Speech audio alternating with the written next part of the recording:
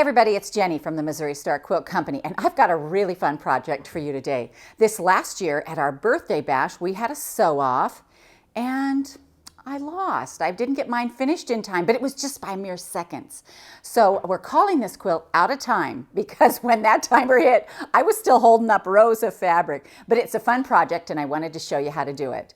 So to make this quilt, what you're going to need is one packet of print squares, and we have used Wit and Wisdom by Kim Deal for Henry Glass. And you guys know I love Kim's fabric. It's just a really beautiful, rich line. You're going to need a packet of background squares as well. And so we've just used this nice snow color that coordinates with our fabric. For your inner border right here, it's a 2.5-inch strip, and you're going to need 3/4 of a yard. For this outer border out here, this is a 5.5-inch border, and you're going to need 1 3/4 yards of fabric on that. Now you'll notice that each block we've done is snowballed.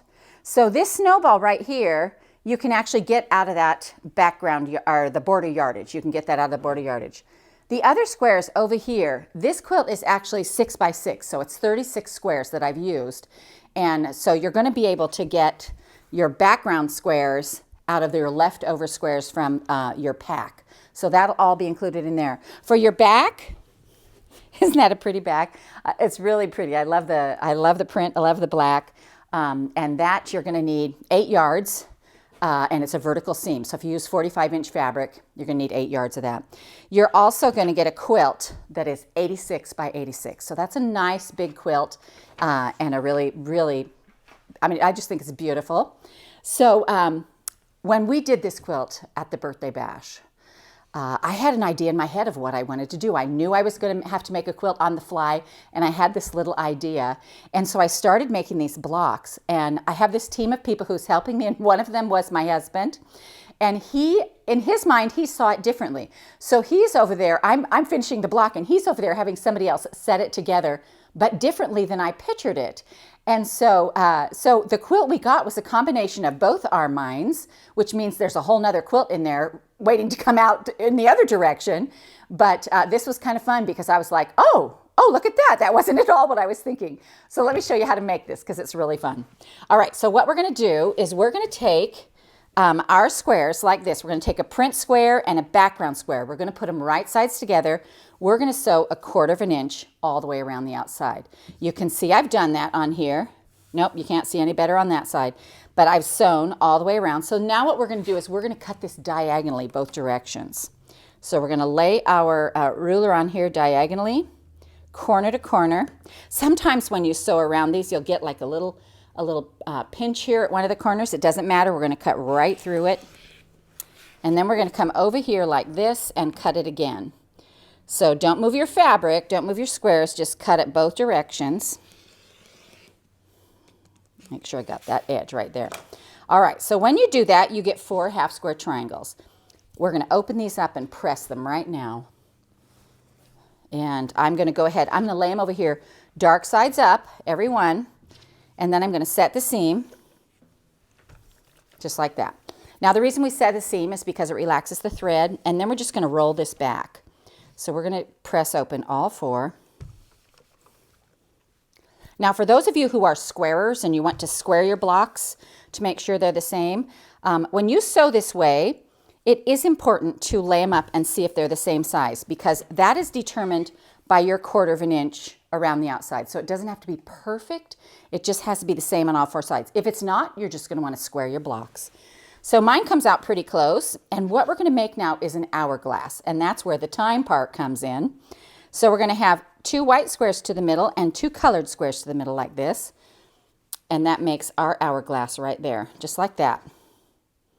Now, if your blocks are close, but not lining up exactly, well, that one lines up exactly, but if they're close, the benefit of sewing this way is that you have a little bit of give in your block, so you can do that. You don't want to make it give too much or it'll come out all wonky, but you're going to do that. So then what we're going to do is we're going to lay these right sides together like this, and we're going to sew 1/4 inch right down the side.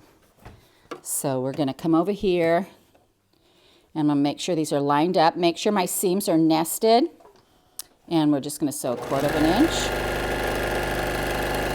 And then I'm going to line these up the same and sew those as well. So I'm matching my corner And I'm going to start sewing. And then I'm going to come down here and make sure these two pieces nest together really nice. All right. Now what we're going to do is we're going to sew these together. We're going to open them up like this.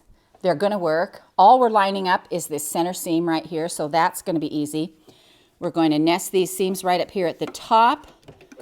Sew 1/4 inch, and I like to get a couple of stitches in, and then I'm going to just lay this back, and I'm going to make this seam go, the top seam go forward. Just like that. And then I'm going to come down here. All right, now what we're going to do is press this open, just like this.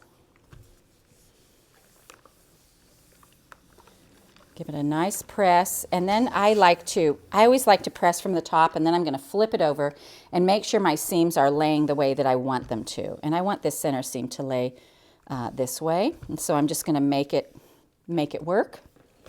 If anything, actually my rule for the seams is however they want to go, they can go. Some of them have a mind of their own, and as long as they're nice and flat, that's okay with me. All right, so now we have this nice hourglass. And that's our time block because it's the hourglass. And then we have a bunch of 2.5 inch squares. Some we've cut off of our border fabric and some we've cut off of our background fabric. And what we're going to do is we're going to put the background fabric on the colored corner like this. And we're going to put one on each corner. So 2.5, you can see I've drawn the line on those. And then we're going to put the colored square on the background square like this. Now, so that I can get this over to my sewing machine, I'm going to grab a couple of pins and just put them in here so I don't have to replace them every time I go over. So we're going to do this right here.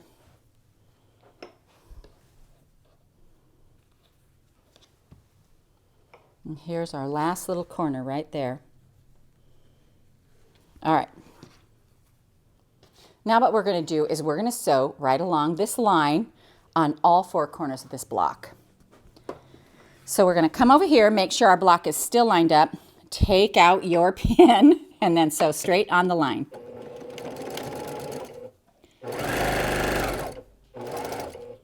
And then I'm going to clip it and just turn and rotate my block like this. And so I'm going to take a few stitches, take out my pin, and just sew right across.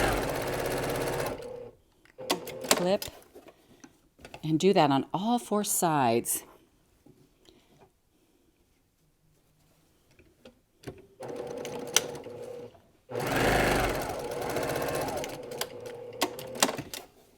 And one more right here.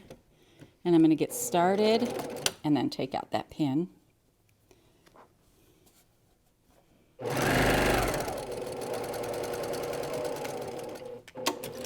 Now, one of the things to test how good you're doing with your corners is you can fold that corner over and see if it matches up. It should match up pretty close. It shouldn't change the size of your square. And so because I drew the line, and you can draw the line or iron the line, mine are going to be pretty close on all 4 sides. And I'm just going to trim that off now. So I'm going to go trim 1/4 inch on each block on that side of the seam. You don't want to trim the other side or you're going to cut right into your block. So we're going to cut this right here, just go all around just like we did. Now what's fun about this block to me, honestly, is that just by adding this corner, you get a whole different look. It changes the block from really ordinary to extraordinary. And so I'm going to iron these little corners back. And lay this one down. There we go. So see how this looks now? Now let's look at how we set these together because we did them opposite. So we put these together so that a white block intersected with a color block and it made an additional hourglass right there in the middle. And that makes it really fun. So let me show you how to lay these out. Now I did this quilt 6 by 6, and the reason I only made it 36 instead of 42 because there are 42 blocks in a 10-inch packet. But the reason I did that is because there were some that didn't have a lot of contrast. When that happens, when you buy a pack and it doesn't have a lot of contrast, there's 2 things you can do. 1, you can leave them out, or 2, you may have a square in your, in your fabric stash somewhere that will work just a little better because I like I liked the high contrast look of this quilt. So when we go to put these together, we're going to put them together and we're going to put them like this. We're going to turn them like this, so that this is going to make a hourglass in the middle. So let me move this so I can get a better handle on showing you this. I'm going to pull these down here like this. And I'm going to add 2 more up here so you see how that hourglass is formed. So we know when we see the light one, we're going to put a dark one in like this. And then over here, we're going to put a light one in that corner. Isn't that cool? It's so cool. I mean, it's just fun how it goes together. So we've got 6 across and 6 down. And again, that makes a pretty good size quilt. I think like 86 by 86, pretty good size. And so we hope you enjoyed this quilt. It's called Out of Time because I didn't quite finish it in the time allotted, but I did finish it and now it's a fun tutorial for you. So we hope you enjoyed this tutorial from the Missouri Star Quilt Company.